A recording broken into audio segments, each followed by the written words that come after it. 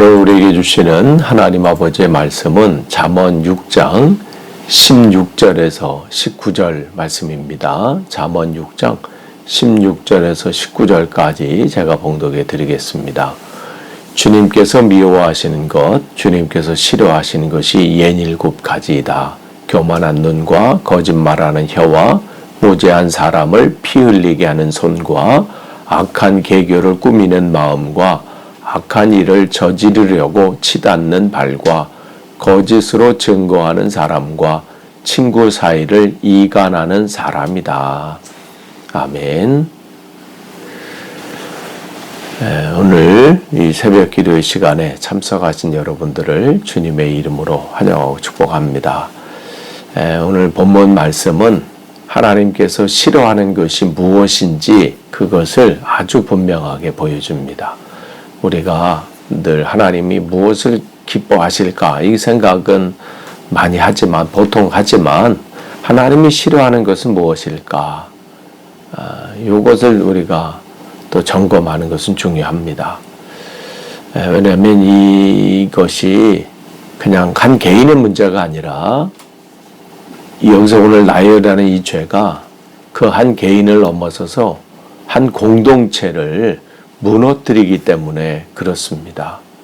근데 이 말씀 앞서서 우리가 두 가지 기억하시면 좋겠어요. 하나님은 죄에 대해서 가볍게 여기지 않으신다. 그런데 또 하나님께서 이 말씀을 통해서 우리에게 죄를 그냥 지적하시길 원하시는, 거기서 끝나는 게 아니라 우리가 돌이키기를 원하신다. 그래서 주님께서 기뻐하시는 거룩한 길로 또 그 길을 가기를 원합니다. 이 얘기를 하는 거, 이 말씀을 하셔요. 그러니까 여러분, 되게 한순간에 안 바뀌어요. 여러분 자녀들에게 성장하는 걸 보세요. 아기 때부터 한번 생각해 보세요. 하루 이틀 1, 2년 만에 그의 인격이 변하고 그의 삶이 변했습니까? 계속 지금 바뀌는 거잖아요. 아이만이에요? 여러분 한번 보세요. 우리들의 인격은 어떻습니까? 성품은 어떻습니까? 계속 다듬어지고요. 조금씩 또 바뀌는 거예요. 교회 다니는 사람도 그렇습니다. 그러니까 오늘 말씀 들으시면서 나는 왜 이러지? 아직 계속 바뀌는 거예요. 오늘 지금까지의 모습으로 여러분을 판단하지 마세요. 그럼 17절 보면요. 하나님이 지적하시는 것은 뭐냐면 17절에 교만한 눈이에요. 이 눈은 무슨 신체 한 부분을 얘기하는 게 아니라 그 사람의 태도, 그 사람의 태도와 그 사람의 시선을 상징합니다. 그러니까 이 교만이라고 해서 자기 자신에 대해서도 자기 자신을 높이고 다른 사람을 낮추는 그런 시선이죠. 나는 하나님 없이도 살 수 있어. 무슨 종교가 왜 필요해? 교회 왜 다녀? 이렇게 자기 스스로가 뭐 할 수 있다고 생각하는 것이죠.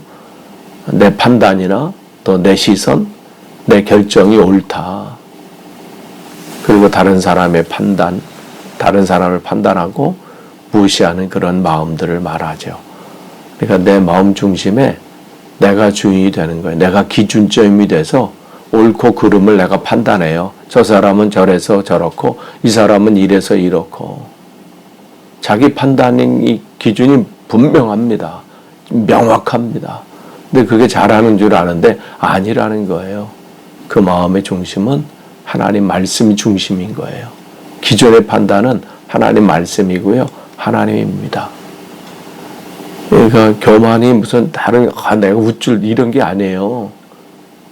그 세상의 기준은 그럴 수 있어요. 세상의 기준은 그렇죠. 그러나 우리 마음속에 내 생각이 제일 옳고 내 방식이 맞고 내 이 기준이 분명히 맞다.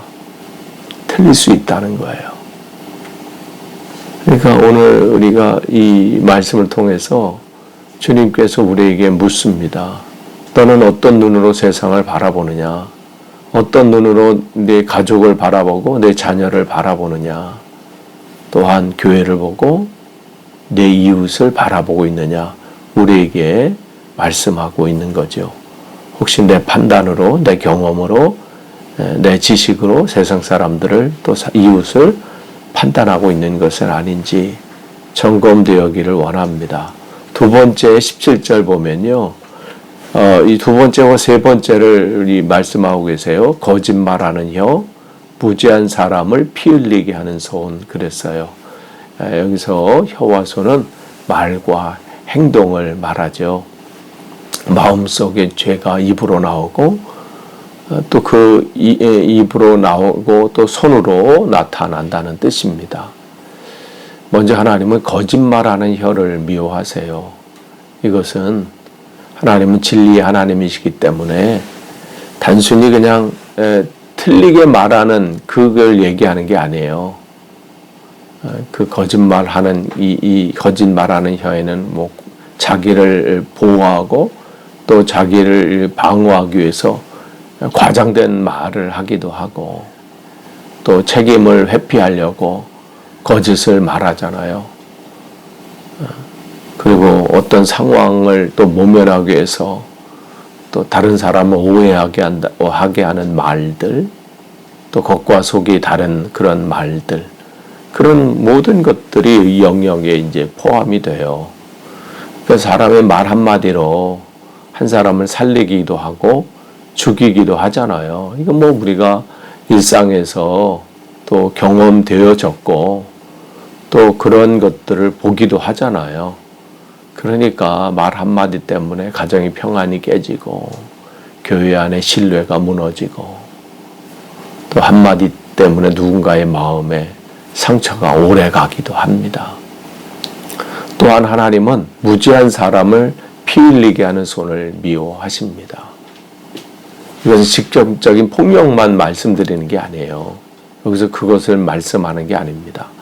힘없는 사람을 억누르는 것, 또 약한 사람을 외면하는 것.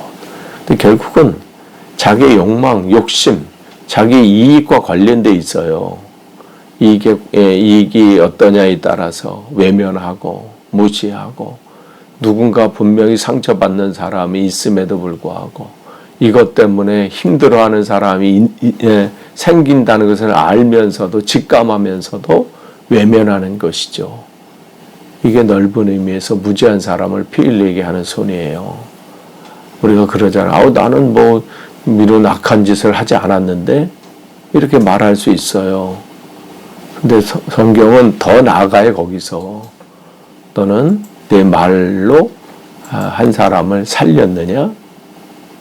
또한 너의 손으로 다른 사람을 지금 돕는 손이 되었느냐? 이것을 우리에게 계속 묻고 계시죠. 그러니까 우리가 이 손으로 혀로 또 진실을 말하고 은혜를 나누는 통로가 되어야 되는 거죠. 또 18절에서 19절 보시면 계속해서 이제 이 하나님이 미워하시는 부분들을 쭉 얘기해요. 악한 계교를 꾸미는 마음, 악한 일을 저지르려고 치닫는 발, 거짓으로 증거하는 사람, 친구 사이를 이간하는 사람. 쭉 말씀을 하시니까 죄가 점점 더 발전해 나가고 강해져요. 시작은 마음에서 시작하는데 그 결론을 보면 그 다음이 발이 움직여요. 그 다음에 결국은 공동체를 무너뜨리는 결과가 나타나죠. 먼저 여기 보시면 악한 계교를 꾸미는 마음이에요. 이게 뭐 의도적인 죄죠.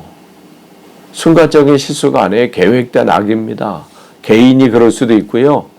한 단체가, 한 집단이 그렇게 할 수 있습니다.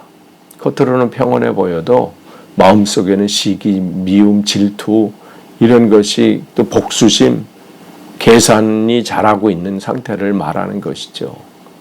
또 그리고 악한 일을 저지르려고 치닫는 발 그랬어요. 죄에 대해서 열심입니다. 그 부분을 얘기해요. 놀랍게도 사람들은요 선한 일에는 더디면서 악한 일에는 빠릅니다. 용서하는 데는 오래 걸리면서 화내는 데는 빠르잖아요. 또 화해하는 데는 머뭇거리면서 비난하는 데는 적극적입니다.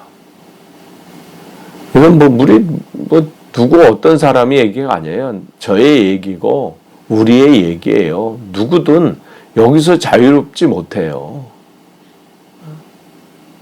또한 거짓으로 증거하는 사람도 마찬가지예요. 여기 보면 진실을 왜곡해서 남을 해치는 사람이에요. 분명히 이 옳고 그름을 알매도 불구하고 자기 조직의 이익을 위해서, 자기 개인의 영달을 위해서 어떤 사실을 이용해서 한 사람을 매장시키고 그 말을 덧붙여서 그의 이미지나 그의 모습을 무너뜨리고 공정해야 할 자리에서 거짓을 말하는 것. 그래서 하나님 앞에 큰 죄라는 거예요. 예전에 정치검찰이나 정치경찰들이 이랬잖아요. 자기 조직을 위해서 결국은 조직이 아니에요. 자기의 이익, 욕망, 욕심, 그 영달을 위해서 얼마나 추악한, 그게 예전 얘기겠어요. 지금은 자유로운가요? 마찬가지예요. 우리도 마찬가지예요. 결국은 다 하지만 결국은 자기 중심이 되잖아요. 그렇기 때문에 우리 모두는요, 하나님께서 이런 부분에서 늘 이 부분을 점검하셔야 돼요. 왜 이 마지막에 이 부분, 또 마지막으로 뭐예요? 친구 사이를 이간하는 사람이 나와요. 왜 마지막에 이게 강조될까요? 하나님께서는 관계를 세우시는 분이기 때문에 그래요. 그렇기 때문에 하나님은 화목하게 하기 위해서 또 예수 그리스도를 이 땅에 보내셨는데, 그 화목을 계속 그것과 반대의 일을 누군가 한다면 하나님께서는 그것을 그냥 놔두시지 않는다는 거예요. 그러니까 교회 안에서도 그렇습니다. 그냥 대놓고 싸우는 것보다 더 무서운 것은요, 뒤에서 이간질하는 거예요. 저 사람은 저렇다, 이 사람은 이렇다. 그래서 결국 그 사람을 사이가 벌어지게 하는 거. 이 부분을 분명하게 말씀합니다. 말로는 기도하는 척 하면서 사실은 그 불화를 심는 말과 염려를 얘기하죠. 우리가 한번 점검해 봐야 돼요. 나의 말로 정말 나는 화평케 하는 사람인가? 이건 하나님의 분명히 교회 속에서 우리에게 말씀하시는 부분이에요. 나를 통해서 그 가정이, 또 그 공동체가, 그 조직이, 교회가 화평한가? 그러니까 하나님이 기뻐하시는 것은 갈라진 관계를 붙이는 사람이에요. 그러니까 상처를 또 확대하는 사람이 아니라 그 상처를 싸매주고 돌봐주고 내 문제로 안고 기도하는 사람이겠지요. 그러니까 오늘 우리 자신에게 물어봐야 됩니다. 나는 사람을 가까워지게 하는 사람인가? 아니면 멀어지게 하는 사람인가? 공동체를 세우는 사람인가? 아니면 흔드는 사람인가? 근데 오늘 이 말씀을 들으면요, 마음이 무거워질 수 있어요. 왜냐면 우리가 모든 것이 자유롭지 않잖아요. 전체는 다 아닐지라도 한두 가지가 걸리는 부분이 있고, 그 부분에 대해서 자유롭지 못해요. 그럼 저도 마찬가지죠. 그러니까 이건 누구를 지적하고 누구를 혼내고 이 부분이 아니에요. 각자 자기에게 점검하는 거예요. 왜냐하면 우리는 잘 살아야 되잖아요. 거듭 말씀드립니다. 잘 사는 게 잘 먹고 잘 살고 돈 많고 이 얘기하는 게 아니에요. 하나님 말씀에 비추어서 그 길을 한 걸음 한 걸음 잘 살아가는 거. 이걸 우리는 잘 사는 거예요. 그러니까 부자냐 가난하냐 이건 의미가 없어요. 잘 사는 거에는. 그거는 그냥 보조 역할이고 그냥 거기에 필요하냐 아니냐 이 정도죠. 진짜 잘 사는 것은 하나님 말씀대로 오늘도 그 하나님 나라를 향해서 한 걸음 한 걸음 걸어가는 거예요. 그러니까 이 말씀은 하나님께서 우리에게 주신 것은 우리가 잘못된 길로 허우적거리고 근데 잘못된 길로 가는지도 모르고 그게 잘 가는 줄 알고 착각하고 열심히 살아요. 그러니까 열심히 죄 짓는 거죠. 근데 그는 그걸 죄 짓는 거라고 생각을 못 해요. 스스로는 잘 오늘도 가고 있고 잘 산다. 그 착각을 깨우쳐 주시는 거거든요. 그래서 이 말씀이 중요한 거예요. 몸이 아파서 정말 죽을 병에 걸리는데 수술이 필요하면요. 아프더라도 수술을 해야 되잖아요. 아니 수술해야 되는데 그 마취하는 게 그거 위험성이 있잖아요. 그래도 해야 되잖아요. 살려면 마취도 해야 되고 그 몸에 칼도 대야 되고 아프다고 해서 위험하다고 해서 그냥 내버려둬요? 그러니까 오늘 말씀 바로 그거예요. 수술하자는 거예요. 방향을 바꾸라는 거예요. 내 인생을 새롭게 하자는 것이죠. 근데 우리 힘으로 안 돼요. 그래서 주님 나 좀 살려주세요. 나를 불쌍히 여겨주세요. 기도하는 거예요. 언제까지요? 될 때까지. 인간이요. 우리가 죄악된 길로 간 만큼 돌아오는 게 오래 걸려요. 그러니까 매일매일 하는 거죠. 찌든 때는요, 벗기기가 쉽지 않아요. 그러니까 매일매일 손 씻잖아요. 매일매일 깨끗하게 하려고 하는 거예요. 아무쪼록 오늘 말씀 보시고 우리가 삶을 한번 점검해 보시는 귀한 시간 되기를 원합니다. 기도하겠습니다. 하나님 감사합니다. 오늘도 주신 말씀 누구에게가 아니라 나에게 적용하길 원합니다.